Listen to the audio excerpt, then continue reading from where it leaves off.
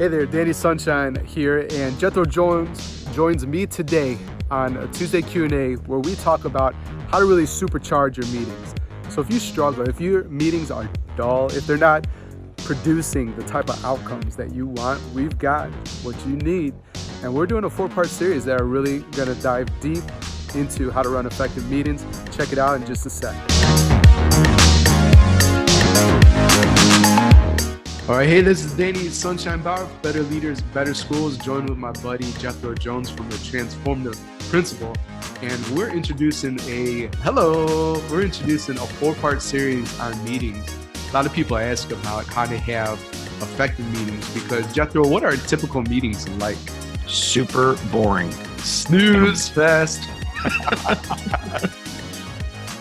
Yeah, man, they need to be a lot livelier. And I think what matters most too is that they need to actually drive real results, right? And it should be an environment, an atmosphere where people are excited to engage and to be a part of it. So we're gonna create this 4-part series, try to keep them super short. That's the goal that Jethro and I are doing. So I'm gonna stop talking about what we're doing and we're gonna get into the content. And right now in the mastermind, we're reading a book called Great at Work. It has all these different principles about how to be a top achiever and contribute the most to your organization. And one of the chapters, chapter 7, is on what's called Fight and Unite. And the author, Morton Hansen, I want to say, I call him Morty, good old Morty. You know, we're on the first name basis. Yo, Morty, thanks for writing Morty. that book. Thanks for writing it. He wrote or helped write, I think, Good to Great with Jim Collins. At least they're connected. They're both colleagues. And so he's a big data guy. Yeah. And so they were looking at the top, I think, 100 companies, CEOs, and they were looking at performance over time. He got this big spreadsheet, and totally nerded out. And he saw these companies that we would all expect, right? Apple with Steve Jobs, Amazon with Jeff Bezos. And then he saw this company he had never heard of, Reckitt Benckiser, which is in England somewhere, and they sell soap. What the heck? What are they doing with these big giants like Apple and Amazon? So he had to scratch that curiosity itch. He flew out to England to watch how the team operated and worked. And what he found was that they had a superpower with meetings. And they really ran incredibly effective meetings because they would fight and unite. So Jethro, can you talk a little bit about how they fought together? Well, I think one of the key things is that most of us go into a meeting and we're like, it's on my calendar, so I'm walking in 5 minutes before and I have no idea what's going on. But they showed up 100% prepared. And so it wasn't like they were just like sauntering in to sit through a boring meeting. They came prepared, ready to fight. And then when they had their ideas and thoughts, they would craft their opinions about things, and then they would deliver it with conviction and data. So they weren't like, well, I think this should happen. It was like, no, here's my suggestion and here's the data to back it up. And then when other people had different ideas, they were open to it. So they didn't just like let it go. They made sure that they were open to other people's ideas. And even if their idea wasn't the best one, they pushed for that idea to be the one that won.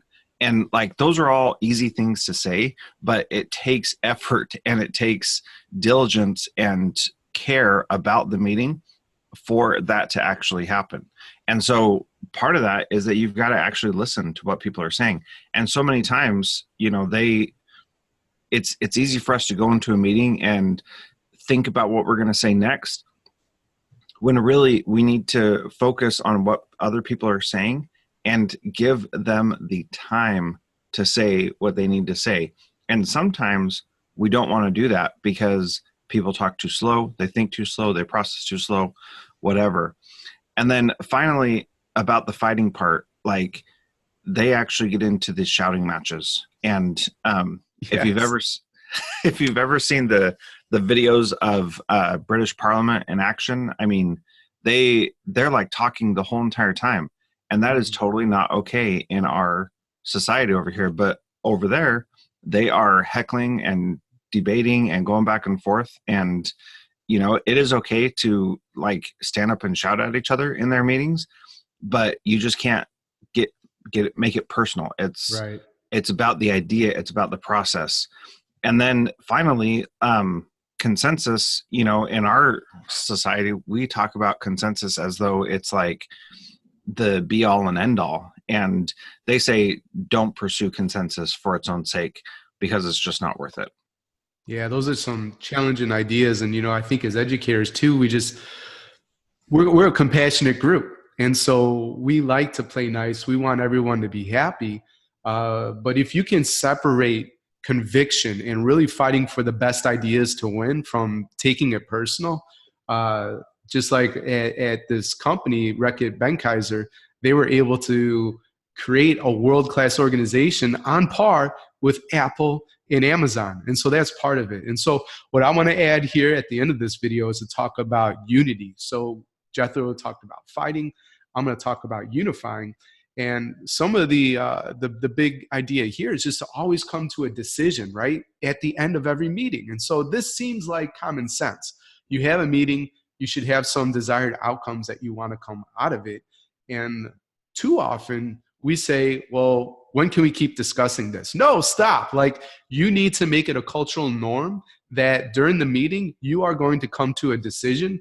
And I'm not going to share the whole story here, but there was a time where Reckitt Benckiser, they actually merged companies, part England and part Netherlands. And when the Dutch came over, they had to fly back home, right?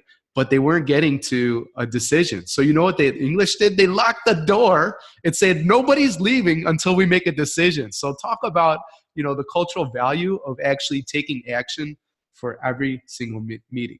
Now, if you can't decide as a group quickly, then the senior leader definitely has the autonomy to make that final decision. And this can be tough for all organizations, but here's the thing.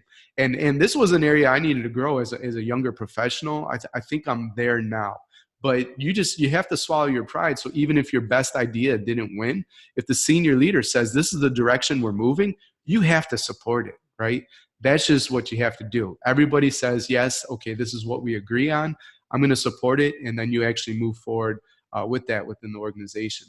You commit to the implementation and you avoid political maneuvering. So this is a challenge to everybody watching, I'm sure. But don't go to the hallways. Don't go to the famed water cooler conversations and start talking about, that wasn't the best decision. Like, you got to stop that right away, right when it starts. And you need to challenge your peers if they start doing that, because just a little bit of that political back talk, in the hallways and at water coolers, it absolutely delegitimizes the authority of the leadership group and the decision moving forward. You can never build unity if you're talking trash behind people's back. In the mastermind that I participate in View from the Top, the guys recently challenged all of us. If somebody is not in the meeting and we are to talk, or so if I was with friends, right, and we were going to talk about you, Jethro, like, that would be gossip. We would consider that gossip. It also seems a little political, like, don't talk about people unless they're there. So take that. If you're watching this video and you want to talk about an idea, first of all, you should be unified. But if you feel that even that urge that you need to talk about, man, the leader didn't make the best decision, stop. If they're not there, that's gossip. Like, that's baloney. And some people have some more colorful language for that too. And the last idea in terms of unifying is if you really stress test every idea, right? Jethro talked about really listening and letting the conviction and letting the debate unearth what the best idea is, even if it isn't yours. You should absolutely stress test every single idea. So I hope everybody's fired up hearing about fighting and uniting, because over the next 2 videos, we're going to unpack each part and go deep on how you could actually do it with real practical examples. And Jethro, is there anything else you'd like to add? Well, I just want to say, one of the things that you have, in order to end with a decision, you actually have to have a plan of what the meeting is going to be about before you go in. And we totally just glossed over that aspect of it. But a lot of times we just have meetings. And that's one thing that we've got to have a plan for the meeting. So I'm excited about this conversation because I totally hate meetings because they're usually awful. And I refuse, as the principal of my school, to have a meeting that makes people feel that way when they leave. believe. So hopefully I can get better, even better at that through these conversations. So Danny, I also wanted to know, how is your book going? Whoa. So, one thing I'm pushing myself not to look too often, because podcast downloads or even Twitter, Instagram, all that kind of stuff, you get addicted and it can become a real problem checking the stats. But I finally looked after 2 weeks. So many people were asking that same question. So Jethro, thanks for asking.